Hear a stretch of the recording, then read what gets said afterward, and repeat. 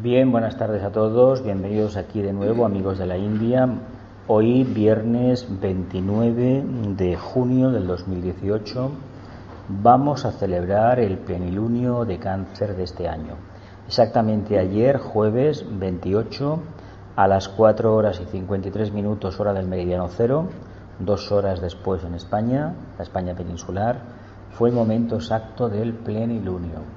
Como bien sabéis, Cáncer es un signo de agua, está en la cruz cardinal, canaliza la energía del tercer rayo junto a las constelaciones de Libra y de Capricornio. Además, como signo de agua, es el primero de la Trinidad de agua, por lo tanto este agua debe de ser seguramente muy poderosa y se asocia básicamente con el mito de la conciencia de masa. Después hablaremos un poco del tema ese. Antes que nada, quiero hacer una aclaración, porque a veces, ayer en concreto, recibí, cuando envié lo de feliz plenilunio por WhatsApp, se lo envió a mucha gente, hubo gente que me respondió que en lugar de poner que estaba mal, que en lugar de poner plenilunio de Cáncer, que era de Capricornio, que la luna estaba en Capricornio. A ver, esto es una cosa que le hemos explicado 1000 veces, pero parece ser que habrá que explicarla otras 1000 más. Ayer o hoy el Sol está en Cáncer. Lo que se entiende que en el momento exacto del plenilunio, si hacemos la analogía de que la luna, la materia, representa la forma y el Sol representa la conciencia, en el momento que la luna es capaz de reflejar el máximo de luz, porque todo el disco está completamente iluminado, la materia, como sabemos por sí misma, no es capaz de irradiar. La vibración suya es negativa. Entonces, si es capaz de reflejar la luz que procede del Sol, la luna como tal desaparece en ese momento. De ahí viene el mito del plenilunio de Cáncer. Ya sabemos que el Sol está en Cáncer y la luna está en Capricornio. Pero si no nos hacemos esta analogía respecto a la personalidad, que sería la luna, que sería la mente concreta, esotéricamente entendida, y que el alma, el Sol, es el señor solar que evoluciona dentro del señor lunar, va a ser muy complejo que entendamos lo que es el alma, lo que es el zodíaco, lo que son los trabajos de Hércules y lo que significa la rueda zodiacal. A nosotros de este signo nos interesa, parte de su nota clave y de la configuración planetaria que pueda tener, que es muy interesante, lo que nos debe de llamar la atención básicamente es que es el signo de la conciencia de masa.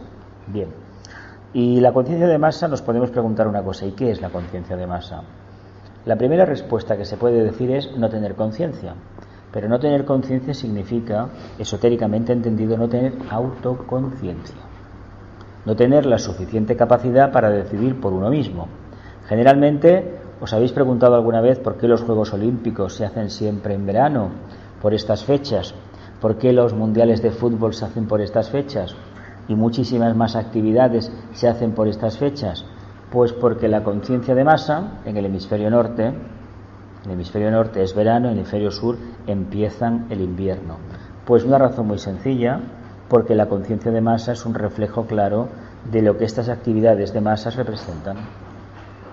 Si uno comprende un poco cómo se movilizan los seguidores de una selección de fútbol o los que van a unos Juegos Olímpicos, el interés que hay determinado, y uno observa, se dará cuenta que eso representa ni más ni menos la conciencia de masa. Con esto no estamos diciendo ni que eso sea negativo, ni que sea positivo, ni bonito, ni feo, etcétera, etcétera. Estamos constatando una realidad.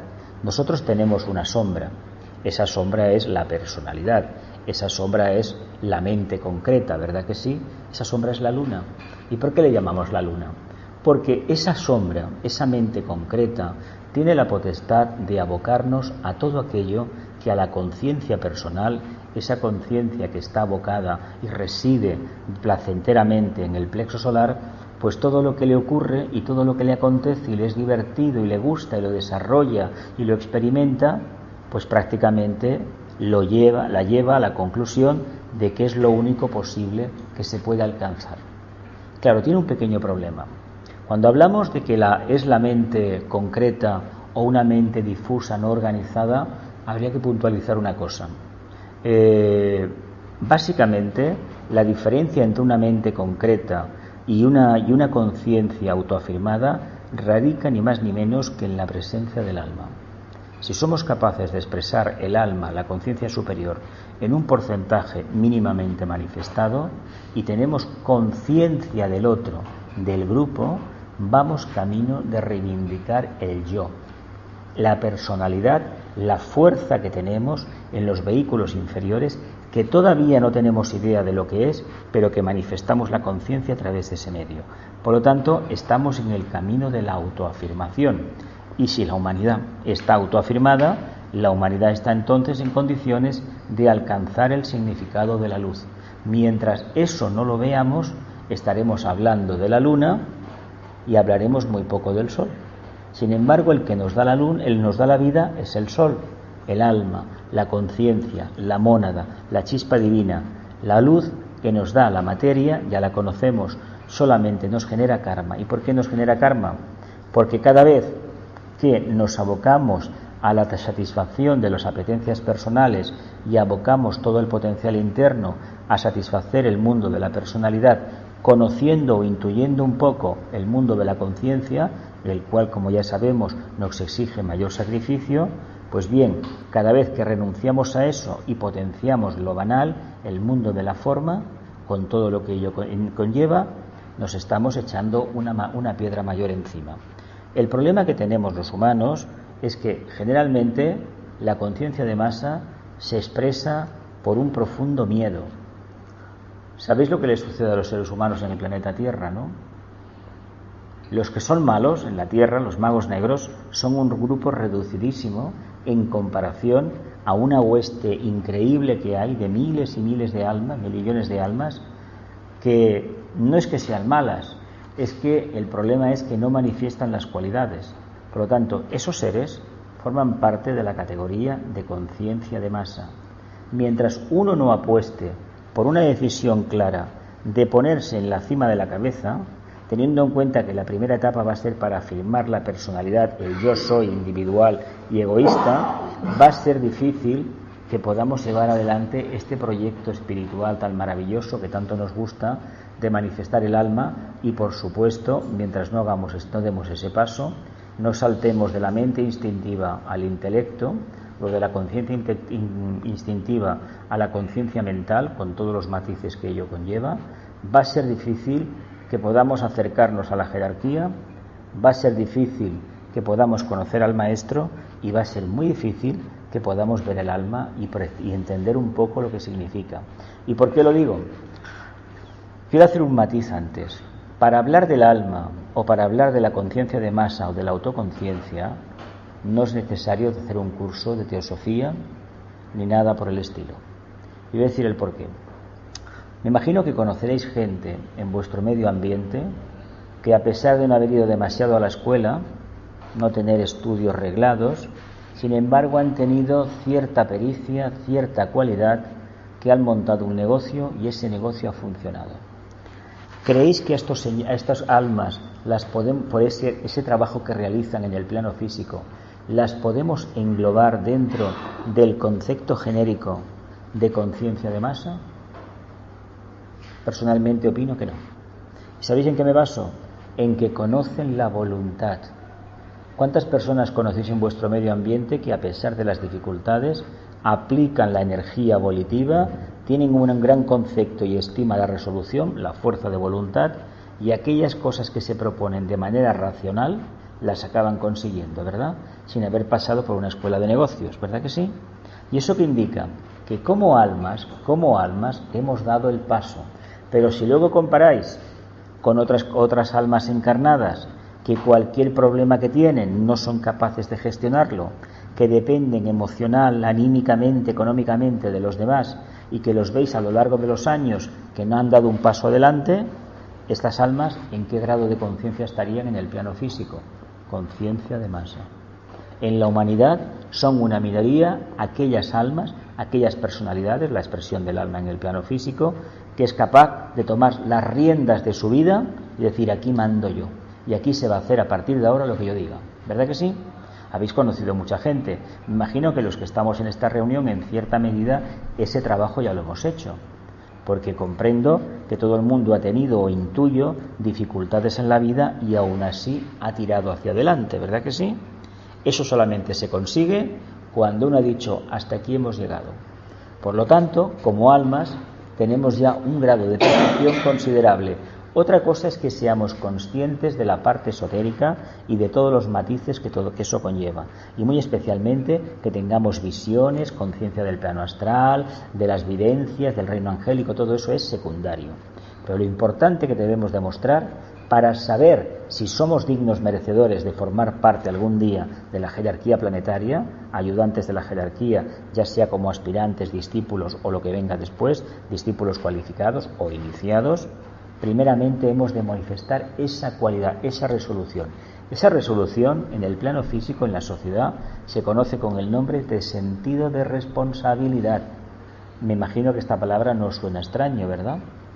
Es una palabra que cuando éramos pequeños, en el bachillerato franquista, pues bueno, se incidía bastante en ese tema, siendo los tiempos que eran, y bueno, y enseñándolo gente que había hecho cosas en la guerra que mejor nos callamos, ¿no? Y en la posguerra, pero se insistía en ese tipo de valores. Y es curioso que aquella generación que lo pasó tan mal,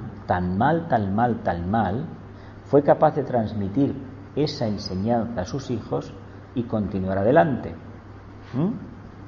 Sin embargo, lo que pasó después ya lo sabemos, ¿verdad? Se cortó la transmisión del sentido de responsabilidad, de la autoafirmación, y se ha generado una generación completa de seres, en su mayoría, dependientes de los padres o de los abuelos, ¿verdad? ¿Dónde está la conciencia de masa aquí?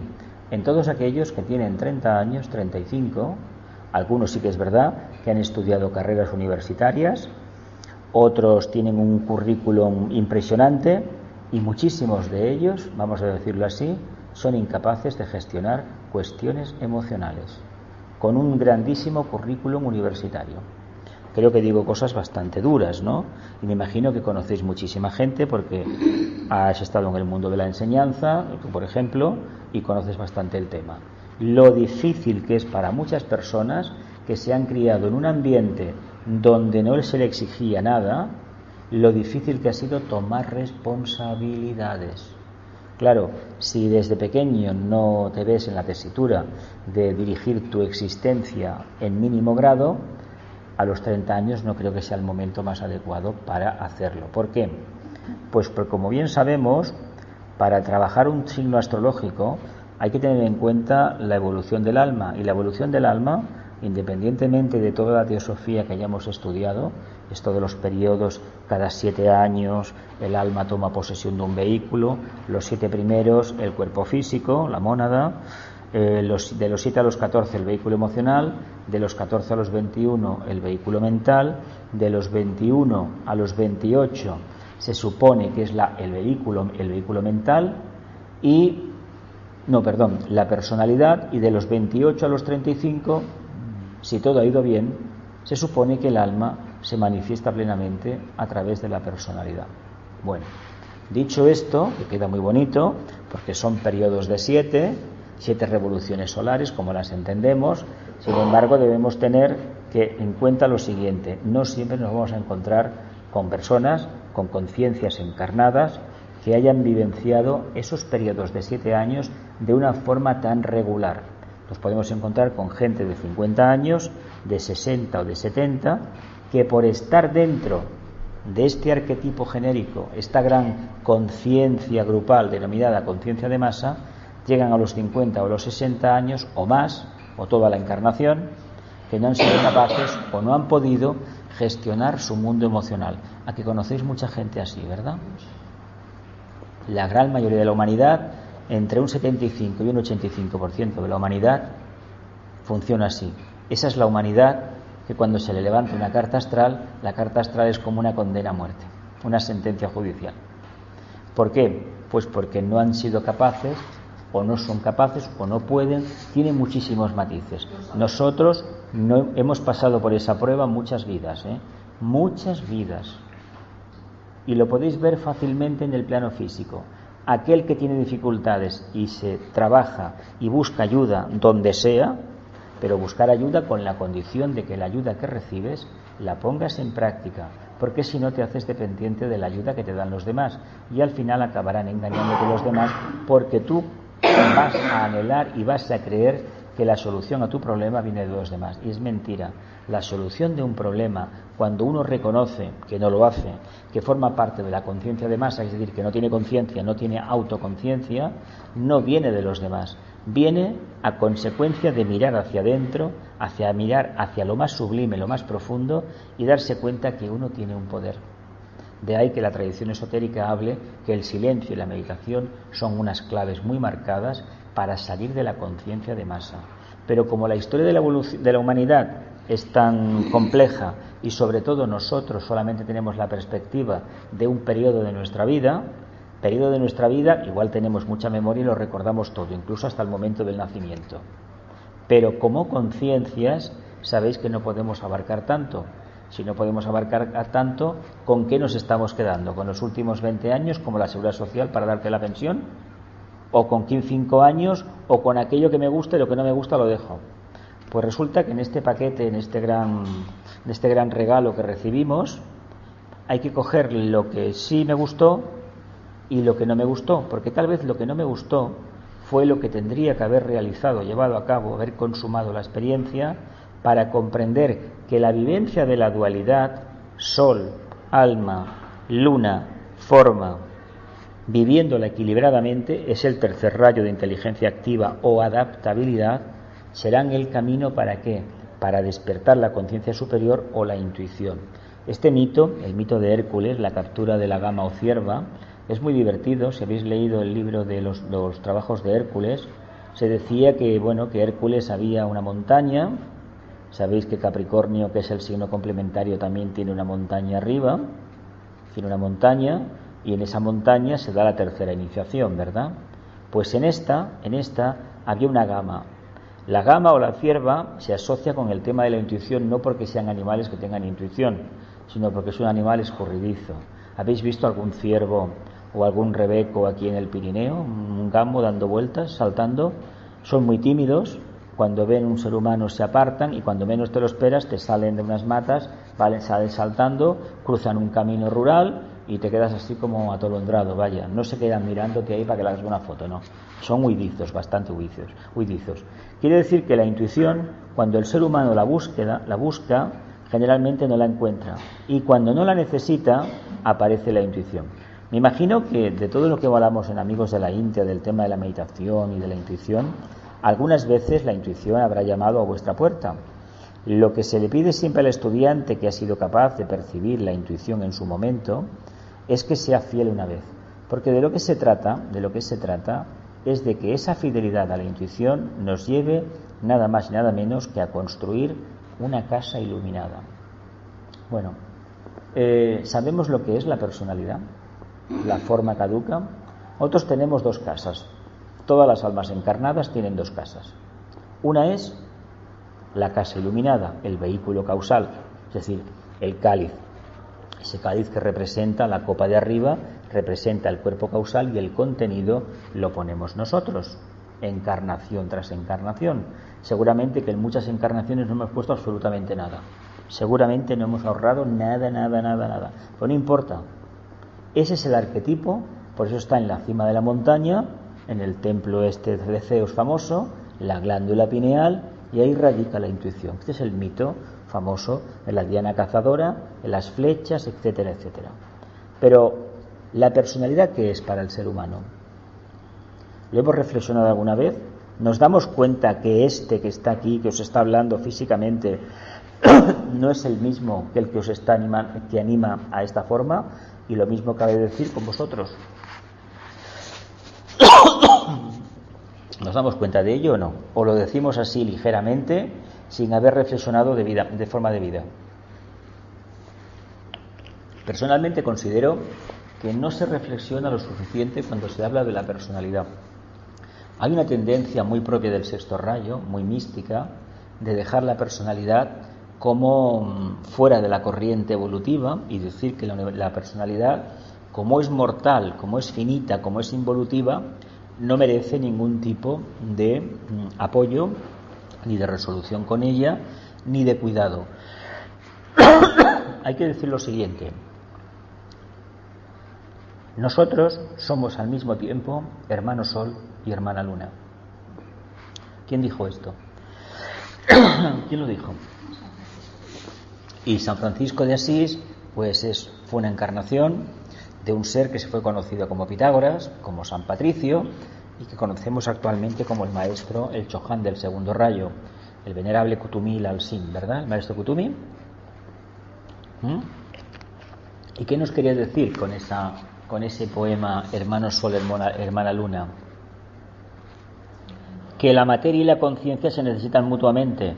Por lo tanto, no se trata de trabajar de forma absurda, irracional, sin sentido, para enriquecer la personalidad porque sí, sino con un único objetivo: manifestar la conciencia que ha de vivir dentro de esa forma. La forma es necesaria. No caigamos en el error del misticismo, de amputarnos una mano, porque necesitamos tener un cuerpo muy bien constituido, muy sano, para poder manifestar el alma. Ahora, no le dediquemos al cuerpo físico todas las atenciones. No estemos todo el día en el gimnasio físico y no pasemos ni un segundo en el gimnasio de la mente, es decir, la reflexión, la meditación, el estudio, etcétera. Cuando digo de estudio, no me refiero a que cojamos un libro y lo memoricemos. Eso es un error. Si los seres humanos hubieran cogido los textos sagrados, si hubieran leído 2 líneas o 5 palabras o 10 palabras y hubieran estado días pensando en eso, haciendo una conversación como si fuera alma, discípulo, maestro, discípulo, la propia alma es el maestro, tal vez las conclusiones que esas reflexiones hubiesen aportado irían en la línea de un mejoramiento de las condiciones de vida. ¿Por qué digo esto? Porque cuando uno se repite un texto y lo repite hasta la saciedad, ¿sabéis qué hace con su vehículo emocional, su vehículo etérico y su vehículo mental concreto? Su vehículo mental concreto no puede crecer. Si repetimos las cosas y las ponemos igual, con los mismos puntos y comas y tildes del texto que hemos leído, en lugar de desarrollar la mente concreta, la estamos matando. ¿Por qué? Porque la capacidad que tenemos de establecer analogías la frenamos por completo, la rompemos. Si eso no lo hacemos, ¿cómo vamos a despertar la intuición? Si la intuición se despierta estableciendo comparaciones. A ver, ¿habéis leído el Kybalión? Me imagino que sí, ¿no? Es un librito pequeño y dice las primeras palabras. El universo es mental, como es arriba es abajo. Bien, como no tengamos una pequeña base, me parece que el como es arriba y es abajo va a ser difícil para la conciencia de masa poderlo entender. Va a ser muy difícil, ¿verdad? ¿Por qué básicamente? Porque uno nos ha hecho preguntas, porque la vida no le ha presentado la oportunidad o porque nunca cayó en mis manos un libro de filosofía esotérica. Yo apuesto porque no nos hemos hecho preguntas, porque en cada encarnación las huestes de los Saturnos, los señores del karma, se encargan de ponernos en aquellas circunstancias, situaciones que hemos escogido nosotros, que hemos generado con el karma pendiente, para que esa lección nos diga algo. Somos capaces de reaccionar ante situaciones complejas, agraciadas o no, en la vida diaria, porque ahí está la raíz de nuestro karma y ahí está la raíz de lo que significa la conciencia de masa. Será conciencia de masa en tanto y en cuanto no cumpla con el señor Saturno. ¿Y por qué el señor Saturno? Porque es el señor, el patrón también del tercer rayo, de inteligencia activa o adaptabilidad, porque es uno de los 4 señores del karma, o porque precisamente la línea del equilibrio, de la adaptabilidad, es la única línea correcta para subir a la cima de la montaña. Cima de la montaña que, como bien sabéis, está regida por Saturno y por Venus, tercero y quinto rayo, para subir a la cima de la montaña. Y aquí tenemos a la señora Luna. La señora Luna habla de la intuición, porque la señora Luna sabemos que vela al planeta Mercurio, el planeta de la intuición, el 4º rayo.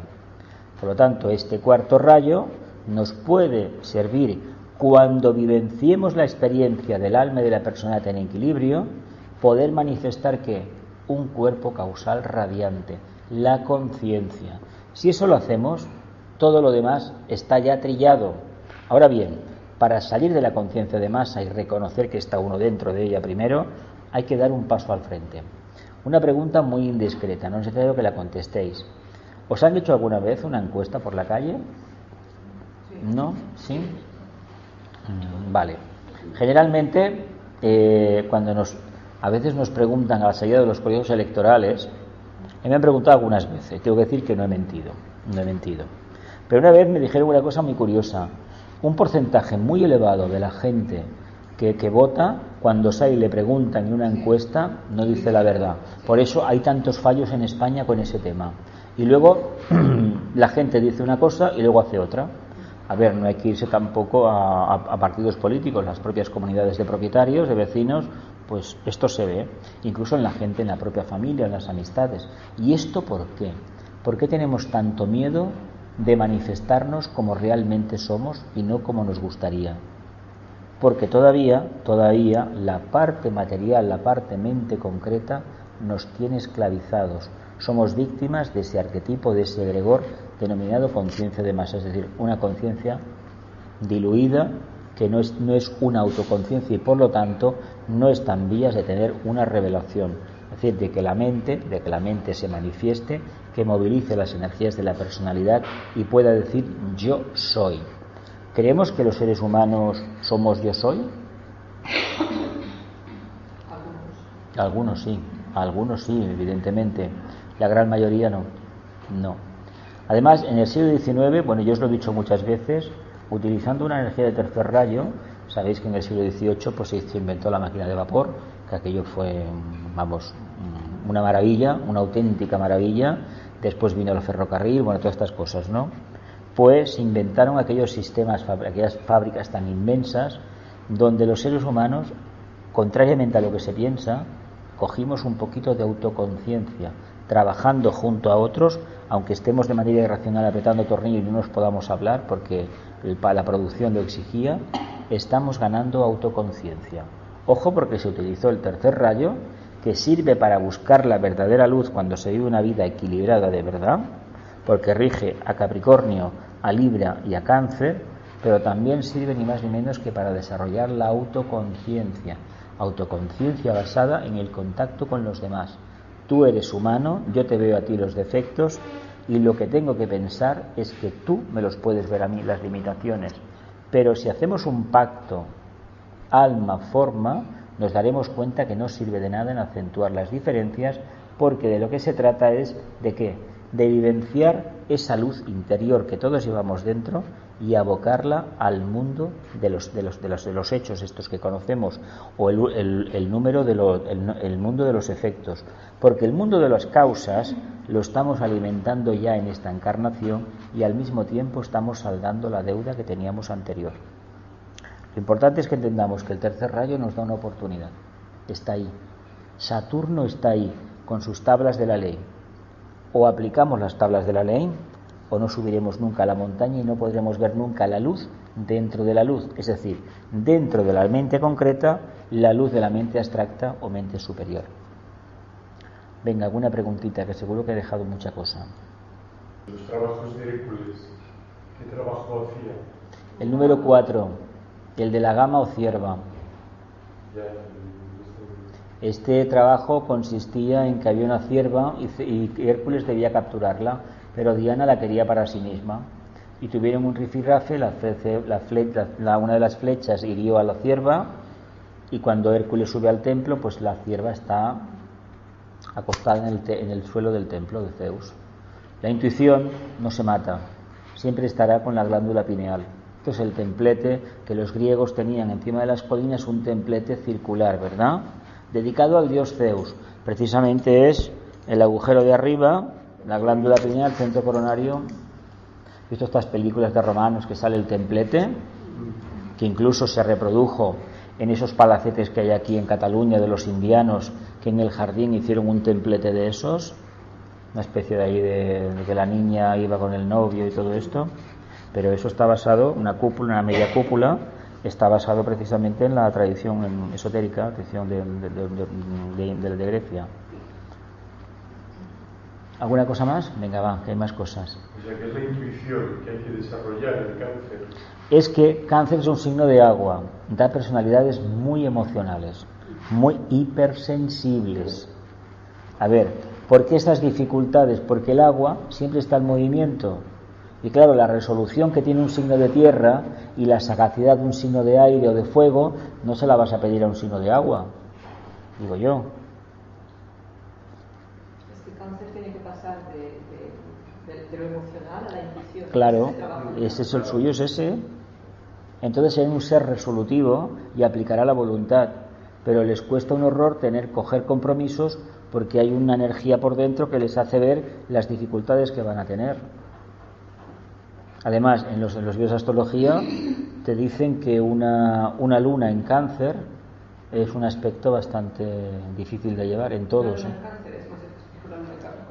Más fastidiosa. Sí. Bueno, porque se lo he puesto. No, la luna en cáncer es muy voluble. Claro, pues sí, mañana no. Es por esto. Es conciencia de masa. Es el mito de la caverna de Platón, aquello que se estaba mirando las sombras, pues más o menos, las sombras. En lugar de mirar el sol, mirábamos las sombras. Bueno. ¿Y la tonsura de los sacerdotes? Eso es para tener el centro coronario despejado. Pues claro, se supone que un iniciado entra y sale por la cima de la cabeza. Otra cosa es que eso sea real, porque no sé. No sé si habéis visto muchas tonsuras. Marcado, es como era como una moneda de aquellas duros que de 50 pesetas, la tonsura. Pues eso se hacía para que esa zona no se podía poner la mano encima nunca, solamente el propio interesado. De hecho, el obispo llevaba la kipá, el solideo de protección, ¿no? Sí, el solideo, la kipá. Los budistas llevan la cabeza pelada. Bueno, son las antenas. Entonces había un círculo completamente rapado. ¿Para qué? Pues ni más ni menos que para que eso estuviera libre y se pudiera entrar y salir abiertamente. Lo que pasa es que no lo explicaban así de ninguna manera. Yo no creo que los monjes que se hicieron la tonsura en vidas pasadas supieran exactamente que era una entrada y una salida, porque no me creo que todos entraran y salieran por la cima de la cabeza, más bien por el plexo, algunos por el corazón, otros por la garganta, otros por el entrecejo, pero todos por la cima de la cabeza, no me lo creo. Son mitos. No me lo creo porque,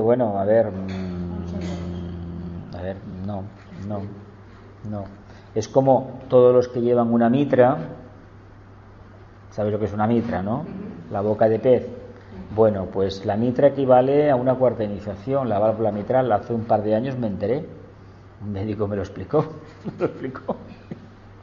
Que la válvula mitral tiene forma de boca de pez. Por eso a los apóstoles se les puso ese símbolo, la mitra.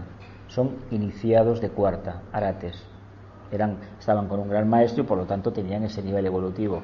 Otra cosa es si todos los obispos de las iglesias cristianas realmente su conciencia está al nivel de una cuarta iniciación.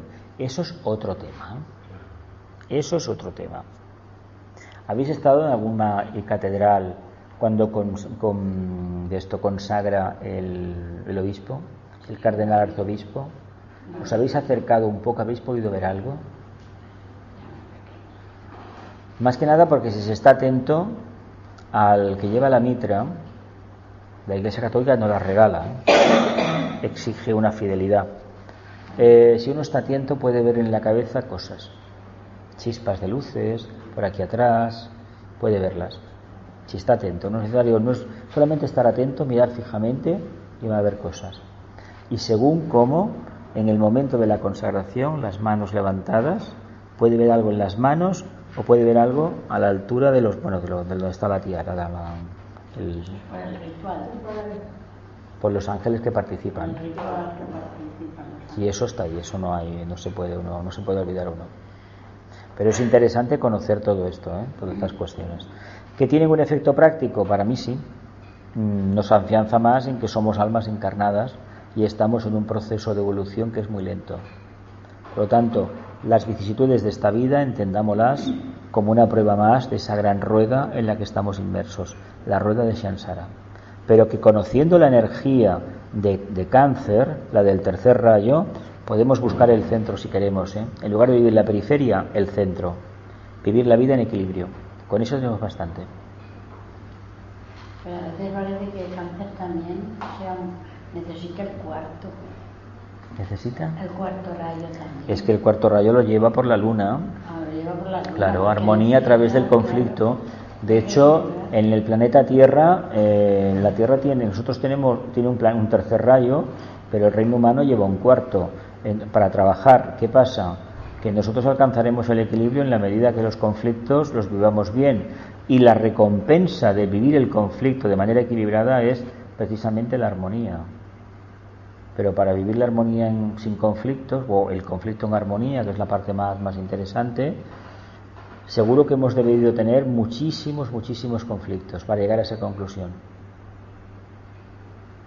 Si uno supiera que todo lo que le sucede le está enseñando de manera oculta, tal vez no renegaría tanto de las pruebas, comprendería que el mito de la caverna, con otro nombre por supuesto, tiene una gran verdad, le encierra una gran verdad, y que tal vez aquellas preguntas del quién soy, el para qué me pasa, etcétera, etcétera, pues tal vez reconozca que debería habérselas hecho muchas más veces, pero no de preguntarse instintivamente, sino reflexionar sobre los términos esos, en los niveles de conciencia que cada uno tenga.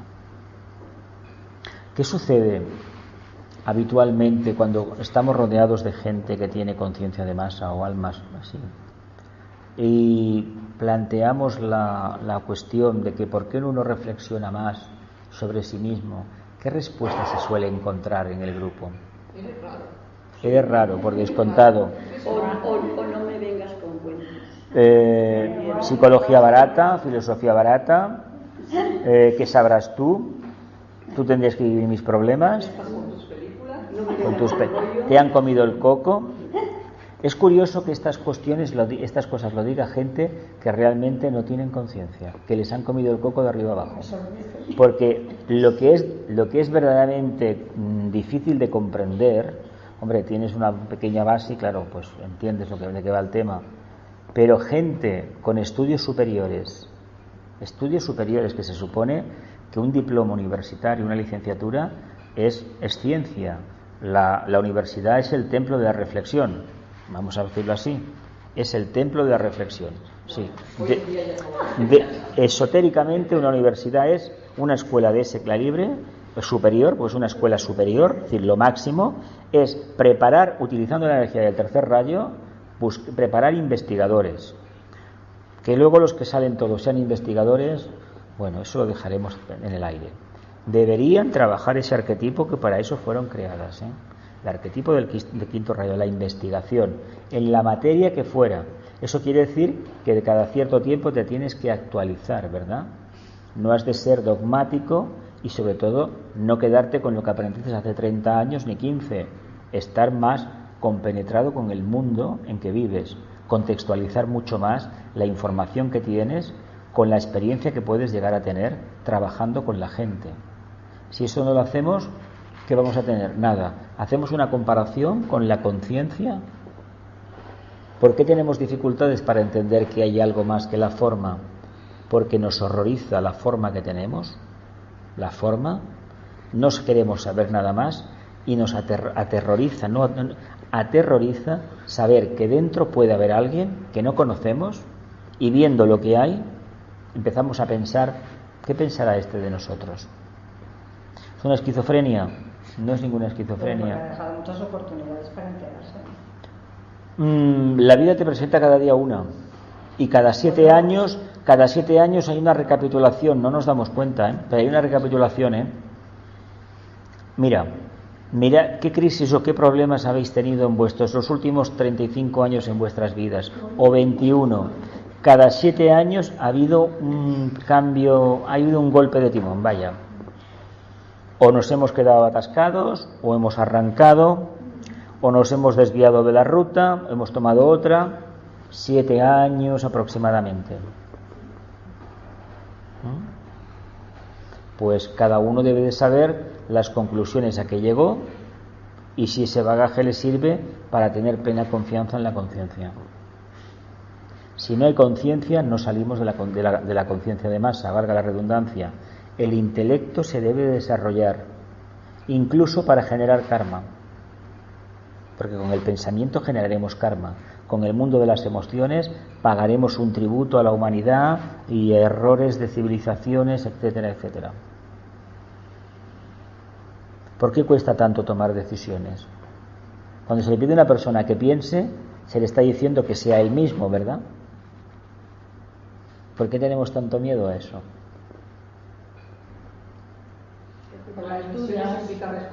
Aquí está. Volvemos a lo de antes, sentido de responsabilidad. Ahí está. Responsabilidad con el grupo. La conciencia de masa no quiere responsabilidad con el grupo. La autoconciencia, sí. Este pétalo a desarrollar para el Agni Yoga en Cáncer es la estabilidad emocional. La estabilidad. Si no hay estabilidad, no hay nada. No puede haber pensamiento. Además, no olvidemos una cosa.